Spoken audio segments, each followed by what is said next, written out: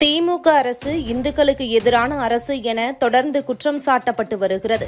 அதற்கு ஏற்றாற்போல்தான் முதல்வர் முதல் அமைச்சர்கள் வரை இந்து மதம் குறித்து விமர்சனங்களை முன்வைத்து வருகிறார்கள். திமுக தலைவர் ஸ்டாலின் வேறு மத திருமணத்திற்கு சென்று இந்து மத சடங்குகள் குறித்து கீழ்த்தரமாக பேசினார். மனோ தங்கராஜ் கோவில் திருவிழாக்களுக்கு செல்பவர்கள் நாகரிகமற்றவர்கள் என பேசியது என சொல்லிக் கொண்டே போகலாம்.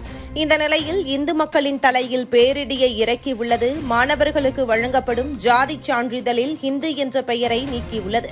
தமிழகத்தில் மதமாற்றம் நிகழ்வது அதிகமாகி வரும் நிலையில் ஜாதி சான்றிதழ்களில் ஹிந்து பெயரை நீக்கியிருப்பதால் இந்துக்களின் சலுகைகள் பறிக்கப்படும் அபாயம் ஏற்பட்டுள்ளது. மேலும் கிறிஸ்துவ மதத்திற்கு மாறிவிட்ட பட்டியலினத்தவர் என கூறி அரசின் சலுகைகளை அனுபவிப்பது குற்றம் என்று சென்னை உயர்நீதிமன்ற மதுரை கிளை தெரிவித்துள்ளது.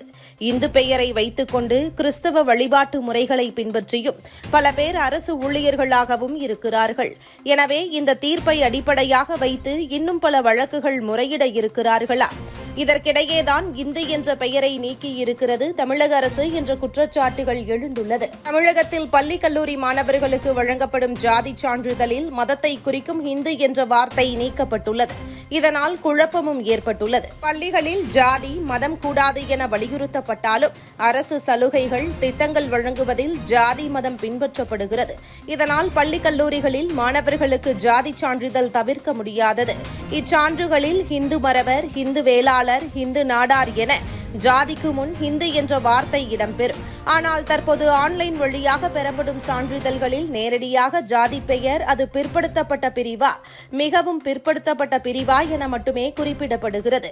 ஹிந்து என்ற வார்த்தை நீக்கப்பட்டுள்ளது. இது குழப்பத்துடன் சர்ச்சைகளையும் ஏற்படுத்தியுள்ளது. இதுகுறித்து ஆசிரியர்கள் கூறும்போது, கல்வி உதவித்தொகை உள்ளிட்ட அரசு சலுகைகள் பெறுவதற்கு சம்பந்தப்பட்ட மாணவர்கள் எஸ்சி எஸ்டி பிற்படுத்தப்பட்ட மிகவும் பிற்படுத்தப்பட்ட என எந்த பிரிவை சார்ந்தவர்கள் என்பது தெரிவது அவசியம்.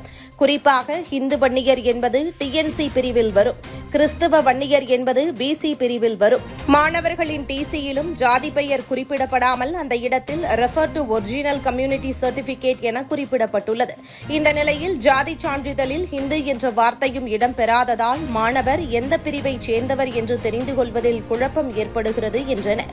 இந்து முன்னணி மாநில தலைவர் காடேஸ்வரா சுப்பிரமணியம் கூறும்போது, ஆன்லைன் மூலம் பெறப்படும் ஜாதி சான்றிதழில் ஜாதி பிரிவுகளுக்கு முன் இடம்பெறும் ஹிந்து என்ற வார்த்தை நீக்கப்பட்டுள்ளது கண்டிக்கத்தக்கது.